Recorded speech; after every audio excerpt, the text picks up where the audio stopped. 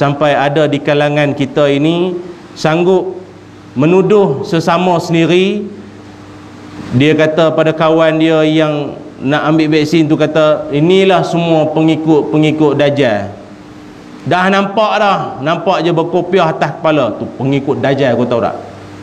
Tuan, yang mana yang daftar tu semua tanda-tanda tu pergerombolan Dajjal semua tu. Allah jadikanlah dalam hatiku cahaya, juga pada lidah cahaya, jadikanlah pendengaranku cahaya. Assalamualaikum warahmatullahi wabarakatuh. Walau bagaimanapun, tajuk yang akan kita kongsikan pada kesempatan pagi ini adalah berkaitan tentang tajuk panas jugalah kalau ikutkan, walaupun pagi ini sejuk tapi tajuk tu sedikit panas, iaitu kerana vaksin kita bergaduh. Tapi walau bagaimanapun tuan-tuan, termasuk dalam bencana juga ialah konflik, pergaduhan. Itu termasuk tu, pergeseran, perselisihan faham secara berskala besar. Itu pun termasuk juga bencana tuan-tuan sebenarnya. Kawan ni kata dia betul, ni kata dia ni betul. Dah kalau dia mengaku dia betul, tak apa lagi, menidakkan pihak lain, menafikan orang lain, mengkafirkan orang lain, mendajjalkan orang lain. Tu dahsyat. Maka kita dalam hidup ni, orang kampung saya kata mesti read between the line lah. Apa yang berlaku ni kita jangan lihat zahir saja, kena lihat apa di sebaliknya itu. Kita tidak nafikan campur tangan musuh dalam hal ini. Nak melihat umat Islam berpecah belah, bergaduh dan bergeser sesama kita ni, kita tidak nafikan. Memang ada lah. Tapi yang paling teruk mangsanya kita apabila kita tidak lagi berpegang pada Al-Quran dan As-Sunnah. Muslimin muslimat yang dirahmati Allah sekalian, sebab itu apa yang saya sebutkan, bagaimana tajuk kita ni, kerana vaksin kita bergaduh ni, beberapa minggu sudah pun kita telah pun menerima kedatangan vaksin Pfizer di tanah air kita ini. Tapi dia menimbulkan pelbagai respon dan reaksi masyarakat lah. Saya bukan pakar nak bercakap, bukan orang KKN nak bercakap, tapi yang sedihnya adalah respon masyarakat kita, sampai ada di kalangan kita ini sanggup menuduh sesama sendiri. Dia kata pada kawan dia yang nak ambil vaksin tu, kata inilah semua pengikut Dajjal. Dah nampak dah, nampak je berkopiah atas kepala tu pengikut Dajjal, kau tahu tak? Tuan, yang mana yang daftar tu semua tanda-tanda tu pergerombolan Dajjal semua tu. Oh dahsyat, tak padan kopiah atas kepala tu, tuduh orang pengikut Dajjal.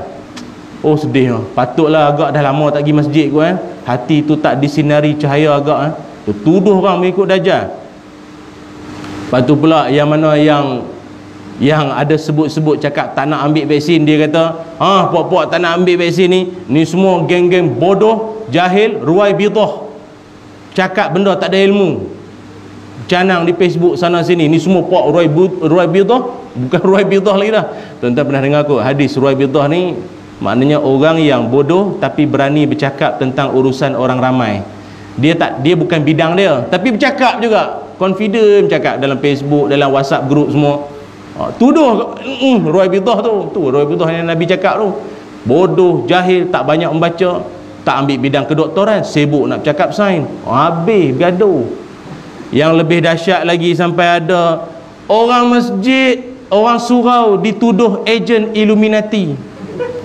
Tu paling dahsyat tuan-tuan. Tu senarai nama dekat buku-buku register datang tu, itu akan dibawa masuk sistem jadi geng Freemason nanti. Tuan-tuan, dia dahsyat. Mungkin kalau tuan-tuan yang tak ada Facebook ni entahlah nak kata rahmat ke, tak tahulah. Kan ada juga baiknya ada Facebook pun, tapi itulah suasana di alam maya. Kadang-kadang saya rasa alam bunian lagi bagus lah. Tengok Musmi menyanyi relax, alam bunian, Sri Kandi Cintaku, putih, relax semua. Alam maya ni seram tu. Dengan kami ustaz-ustaz penceramah habis kena. Pencacai WHO, Kami semua kena habis. Dia ustaz-ustaz habis semua ni. Ustaz-ustaz pun entah dajal kat aku. Alah, kami pun kena dajal juga. Dajal betul lah. Habis semua kena. Bahaya tuan-tuan, kalimah ni dia bagus. Ustaz kita banyak cerita pasal kiamat, dajal, Ya'juj Ma'juj. Tapi masalahnya yang mendengar ni dia salah guna ayat tu, dia pergi bubuh ikut geram. Kan Nabi sebut dunia bila nak kiamat, manusia ni penyakit manusia ada 3. Salah satunya wahawan muttaba'un. Mudah sangat mengikut hawa nafsu. Berasa nak cakap, cakap. Berasa nak beli, ambil. Shopee. Murahnya ya Allah, aku pula tengah ada koin 700 koin. Dia tak pernah main Shopee, tak tahulah. Maknanya dia boleh tebus, dia boleh redeem. Ini geram. Beli benda hak yang di rumah pun dah ada 10. Beli lagi. Mengarut. Wahawan muttaba'un. Itu apa rasa nak beli. Yang ni apa rasa nak cakap. Kau rasa kau nak tuduh orang kafir, kau cakap kafir. Kau rasa kau geram dengan puak-puak tu, kau nak cakap munafik, kau cakap dia munafik. Suka hati cakap. Pelbagai medium, mulut, Facebook, Instagram, apa, WhatsApp, macam-macam lagi. Sebab itu yang ni lah yang paling kita takut sekali. Paling dahsyat sekali. Baru ni saya ada dengar satu orang hamba Allah tu siap doakan pilot yang bawa vaksin tu, minta supaya terempah. Tuan-tuan, tu saya kata alam bunian lagi bagus. Dia siap doa dalam Facebook. Dia kata aku minta lah pilot yang bawa vaksin mari ke Malaysia tu terempah kapal terbang tu, rentung. Jahat sangat ni mulut ni, mendoakan keburukan untuk orang lain ni. Tak diajar dalam agama. Malah Nabi mengajarkan doa kalian semua akan diangkat, dimustajabkan oleh Allah Subhanahu wa taala, kecuali 2 doa. Pertama, doa yang berunsur maksiat. Nak mengintai anak dara mandi, ya Allah minta-mintalah bapak budak perempuan tu tak ada. Menalah kau minta doa, minta kan. Sekarang tak adalah mengintai anak dara mandi dah. Sekarang ni payah, rumah tebal-tebal semua kan. Tapi minta supaya nak buat maksiat tu pertama. Dan yang kedua, doa ke arah putus silaturahim. Itu doa-doa yang kita sendiri Nabi larang, jangan doa ke arah itu. Minta doa orang bagi mati terempah pula. Apa cerita? Tak padan dengan siang malam datang ke masjid, mulut jahat, nadah tangan, aku minta lah siapalah yang ambil ni mati celah tayar lori lah, apa macam-macam lagi. Jadi buruklah tuan-tuan keadaan ni. Saya ingat ni lebih teruk daripada Covid kot. Covid ni kurang-kurang adalah ikhtiarnya lagi. Tapi jenis manusia keras kepala, itu kapal batu juga ada duduk tu, kapal batu nasihat, ceramah, orang pesan tak makan lah. Mulut duk jahat situ lah. Baik itu tuan-tuan yang dirahmati Allah sekalian, banyak dalam hadis-hadis Nabi Muhammad sallallahu alaihi wasallam, Nabi mengajarkan pada kita berkait tentang soal maupun isu jaga mulut. Dan Nabi juga ada menyebutkan tentang ciri-ciri tanda-tanda orang yang beriman. Man kana yu'minu billahi wal yaumil akhir, siapa yang beriman kepada Allah dan hari akhirat, ada tanda-tanda pada diri dia. Orang beriman ini ada tanda dia. Bukan pada janggutnya semata, bukan pada dahinya yang hitam ke biru ke apa. Oi, beriman sungguh dia tu. Pasal kau tengok dia punya dahi tu ada lambang la ilaha illallah lagi. Oi, dahsyat. Apa lagi? Kau tengoklah dia punya jubah dia, serban dia pakai. Oh, itu tanda iman. Belum tentu. Tapi yang tentu-tentu tanda iman seseorang itu, kata Nabi, ada 3. Fal yukrim dhaifahu, memuliakan tetamu. Tetamu yang datang bertandang, dia muliakan. Bukan meraihkan lagi dah, muliakan. Nabi kata yukrim, dia muliakan tetamunya itu. Anak pun terkejut, benda tak pernah bapaknya bawa keluar, tetamu ni datang bawa keluar. Tu tanda mulia sungguh. Yang kedua, fala yu'zi jiranahu, tidak menyakitkan hati jiran. Tidak menyakitkan hati jiran. Termasuklah apa-apa benda yang mengundang sakitnya hati jiran tu. Bela kucing, sayang pada binatang, bagus. Tapi kalau dah kucing tu kucing bukannya reti, bukannya ada akal. dia kencing berak ke rumah jiran sebelah, maka kita pun boleh kata apa nak buat binatang. Tak, masalahnya tuan binatang tu apa cerita? Ni masalah lah tuan-tuan. Di setengah-setengah kawasan perumahan pun isu kucing ni isu global lah. Bukan kawasan tertentu, mana-mana pun gaduh kucing tak habis-habisnya. Dan yang ketiganya adalah falyaqul khairan aw liyasmut. Cakaplah yang baik-baik. Kalau tak ada apa nak cakap, lebih baik kau diam saja. Cakaplah yang baik-baik, tak ada apa nak cakap, diam. Kalau bahasa grup WhatsApp tu silent reader. Scroll ya grup tu, tak ada apa komen. Sekali-sekala bagilah jempol. Jempol yang panggil apa? Cap jempol. Bagilah sekali-sekala terbaik, padu, mantap. Bagi macam tu. Sekali-sekala boleh lah. Tapi tuan-tuan, itulah orang jenis tak jaga mulut, orang jenis mulut tak pergi sekolah, tak ada insurans punya mulut, bahaya. Dalam hadis Nabi Muhammad sallallahu alaihi wasallam, Nabi ada menyebutkan, man kanat lahu mazlamatun min akhihi min irdihi aw syai'in falyatahallalhu minhu al-yawma qabla an yakuna dinarun wala dirhamun. Kata Nabi, siapa-siapa yang melakukan kezaliman terhadap saudaranya, kezaliman di sini termasuklah kezaliman mulut. Tuan-tuan fitnah dia, tuduh dia, maki dia, kecam dia. Kau tahu tak dalam kampung ni ada seorang pengikut Dajjal, kau tahu tak? Kau nak aku cerita tak rumah dia lorong mana, belah mana? Tu mulut-mulut macam tu Nabi kata jenis menzalimi orang min irdihi, yang melibatkan maruah seseorang. Bagusnya dia tu pergi surau, memang dia pergi surau, tapi kau tahu tak bapak dia siapa? Bapak dia tu pencuri sawit. Kalau kau nak tahu, dia curi sawit tu bapak dia, kau tahu. Aku malas nak cakap lah. Mujur anak dia tu, entah bapak dia doa lah tu qadar kau anak jadi baik. Bapak dia dulu, kau tahu. Nampak? Min irdihi, membangkitkan isu maruah seseorang. Apa kata Nabi? Akibat yang bakal diterima oleh mulut-mulut seumpama itu, Nabi kata falyatahallalhu minhu al-yawma qabla an yakuna dinarun wala dirhamun. Kau mesti minta halal daripada orang tersebut. Bahasa minta halal ni maknanya kau kena minta maaf balik pada dia. Siapa dia tu? Orang yang kau pernah zalimi, kau pernah tuduh, kau pernah fitnah, kau pernah buat benda-benda yang dia marah, dia sakit hati, kau kena minta halal balik pada dia. Kau kena minta maaf balik pada dia sebelum hari kiamat. Maknanya hari tidak ada guna lagi dinar dan dirham. Maknanya hari akhirat lah. Akhirat mana ada transaksi RM lagi dah. Saudi rial kata ni la ilaha illallah. Kan Saudi rial kan la ilaha illallah bendera dia. Ada tak pakai lagi dah, tak ada dah. Sana semua transaksi, semua pahala dosa ya nanti di sana nanti. Maka kau kena minta halal sebelum mati. Sebelum mati kau minta halal balik pada dia. Minta maaf lah dulu, saya pernah lah cakap dalam grup WhatsApp, saya tuduh awak ni itu ini semua. Minta maaf balik. Kalau tidak tuan-tuan, yang tak minta maaf, yang tak minta halal balik pada orang-orang yang pernah kita maki dia, tuduh dia ni semua, maka bahana yang akan dia terima, dia akan tergolong dalam kalangan muflis akhirat. Dalam tempoh PKP ini, MCO ini, RMCO ke apa pun, kita ni telah pun dapat berita macam-macam dah tentang jumlah rakyat Malaysia yang jatuh jadi muflis. Ramai jadi muflis. Macam-macam lah bencana yang kita lalui lah tuan-tuan ya. 48,000 pasangan bercerai dalam tempoh PKP. Dalam tempoh PKP juga ramai yang jobless, hilang pekerjaan. Yang biasa dulu terbang di atas, terbang di bawah dah.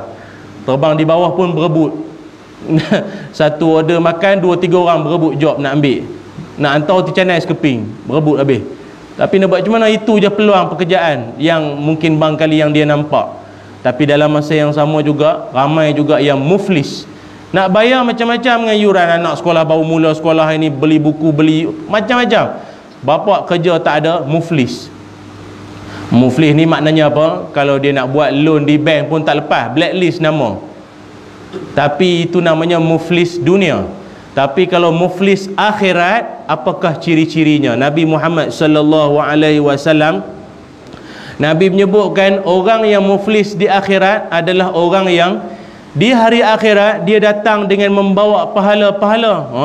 Tadi kata muflis, macam mana datang bawa pahala pula? Dia datang bawa pahala haji, pahala zakat, pahala semayang, pahala puasa. Habis tu jadi muflis macam mana? Ada cerita dia. Menyebabkan dia jadi muflis walaupun dia bawa segala bentuk pahala. Yang haji tadi haji sendiri, haji anak saudara sponsor ke apa, haji kuota tu imam, macam-macam lagi. Kut mana kerajaan bagi ke apa kan. Jadi peluang lah kalau ikutkan senarai nama dia 2028 2080 nanti baru dapat pergi. Dapat peluang dapat pergi kuota tertentu, dapat haji. Bayar zakat pendapatan, zakat emas, zakat macam-macam lagi. Semayang pula yang sunatnya, yang solat tengah malam, tengah hari semua semayang pun ada. Yang puasa hari Arafahnya, yang puasa Ramadan telah lagi lah, puasa Ashura, macam-macam lagi. Tapi semuanya itu lenyap, habis macam tu lah. Akibat kerana perbuatan apa? 5 perbuatan. Maka tuan-tuan, hindarilah daripada melakukan 5 perbuatan ini. Kerana dengan tuan-tuan, na'udzubillah lah, tuan-tuan buat 5 perangai ini, segala ibadah yang saya sebutkan tadi, yang Nabi sebutlah, haji, zakat, solat, puasa, habis tuan-tuan. Paling sedih semayang tu lah, letih, semayang habis macam tu lah. Akibat kerana 5 perangai itu. Okey, 5 perangai tersebut ialah, pertama sekali ialah Nabi mengajarkan jangan maki hamun orang. Jangan memaki hamun orang. Maki hamun orang ini termasuklah rupa paras dia, bentuk badan dia, cara dia berjalan, malah mungkin prinsip pegangan pendirian dia. Tak boleh kita maki dia, hina dia. Dasar tak pergi sekolah, bodoh, belajar tak pandai, kena buang sekolah. Tu maki tu. Memaki hamun orang. Pertama, maki hamun orang. Yang kedua, tuduh ataupun fitnah orang. Nampak mana-mana perempuan kot ada berurusan dengan isteri dia ke, bukan isteri dia, suami dia, tuduh kata perempuan tu gatai, kacau laki orang. Tak padan dengan laki kau yang ada, nak sibuk nak laki orang. Fitnah orang. Tuduh tu imam makan duit masjid, kata bendahari seleweng duit surau. Ni pening masalah ni tuan-tuan. Benda-benda macam ni bahaya. Tuduh kata penceramah tu apa ini, kata mohon sumbangan tahfiz, tah masuk ke poket dia agak bertukar-tukar kereta, nampak? Nampak. Ni fitnah. Lagi apa lagi? Makan duit orang. Makan duit orang. Termasuklah mana-mana bos majikan tak bayar gaji. Tak bayar gaji staf. Padahal keuntungan apa lagi, dapat tiap-tiap bulan ke apa, keuntungan semua, margin semua dapat, tapi tak bayar gaji staf. Lepas tu makan pula, siap pergi umrah menangis-nangis depan Kaabah, padahal malaikat melaknat. Kau punya staf pun tak dapat gaji sepatutnya. Dia pandai buat pengumuman, maaflah bulan ni kita punya pendapatan syarikat drop, jatuh, jadi gaji saya terpaksa potong setengah. Padahal dia menipu, dia ambil duit-duit staf dia tu. Tu yang makin kaya bos, yang pekerja semua habis melepek semua, tak ada duit, habis semua dah.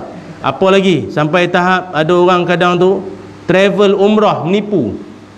Ni banyak tuan-tuan. Ni sebab musim lama tak pergi umrah kan. Kalau musim-musim umrah dulu tuan-tuan, asal hujung tahun ke cuti sekolah saja, tengoklah tuan-tuan, tersangkut di airport berapa ramai. Sangkut di airport berapa ramai. Jiran-jiran punya hantar beramai-ramai, jiran dia nak pergi haji, nak pergi umrah. Petang usung beg balik dah. Hai akak balik dah. Baru pergi tadi hantar airport, petang balik dah. Diam lah. Rupa kena tipu dengan ejen. Ada. Dia kutip duit ambil. Dak yang kutip tu pun gelarannya ustaz. Ustaz cakap Masya Allah selalu. Masya Allah, Masya Allah, Masya Allah, Masya Allah, Astagfirullah, Subhanallah, Subhanallah. Allah, menipu, kesian. Orang kampung ada setengah tuan-tuan membanting tulang nak mengumpul 4-5 ribu, menipu dengan ejen umrah tu. Dia lari macam tu, tukar nombor telefon, habis semua. Ramai jadi macam tu. Lagi siapa lagi tuan-tuan? Ada abang-abang ambil duit adik-beradik, Tentang adik ni dulu belajar tak tinggi ke apa, abang cerdik sikit, dia ambil duit adik-adik semua, menipu, pergi ke pejabat tanah, tipu, nak ambil duit adik-adik tu. Yang bahagian tanah tu yang adik punya dia tipu, tukar nama macam-macam buat. Apa lagi tuan-tuan, suami curi duit isteri pun ada dah. Suami tu pemalas, tak kerja. Ada seorang tu dia cerita, dia kata, ustaz, suami saya ni tak malu betul, dah dia kena buang kerja, pergilah cari kerja lain. Laki-laki kan, dia curi duit saya, ustaz, boleh tak saya nak doakan suami saya kena COVID? Jadi akak ni teruk juga. Janganlah macam tu, orang minta hindar. Dia doa suami dia, biar laki saya jadi, biar dia kena COVID lah, pergi duduk di kena kuarantin lah, padan muka, meninggal lagi patut lah. Jangan macam tu. Tapi suami tu pun tak boleh ambil curi duit isteri. Dunia nak kiamat tuan-tuan, macam-macam. Lagi apa? Tu yang ketiga. Yang keempat, menumpahkan darah. Yang kelima, pukul orang. Tapi tuan-tuan, dalam kelima-lima ini, kalau nak mengikutkan tajuk kita, paling saya nak highlightkan yang pertama dan yang kedua lah. Pertama tadi apa dia? Maki hamun orang, tuduh fitnah orang. Janganlah tuan-tuan duk maki hamun orang, fitnah orang, sama ada dengan lisan atau tulisan.